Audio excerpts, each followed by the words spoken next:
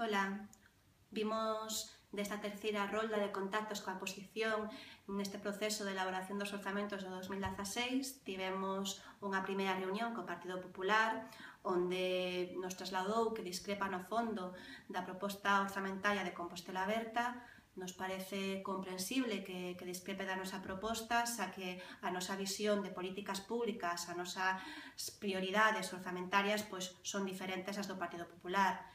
Por outra banda, nas reunións co Partido Socialista e co Bloque Nacionalista Galego sí que notamos unha sintonía, sí que a valoración que fan dos orzamentos vai na nosa liña de Compostela Aberta, de incremento de políticas sociais, de incremento de políticas de emprego e de recortes en gastos diversos e superfluos.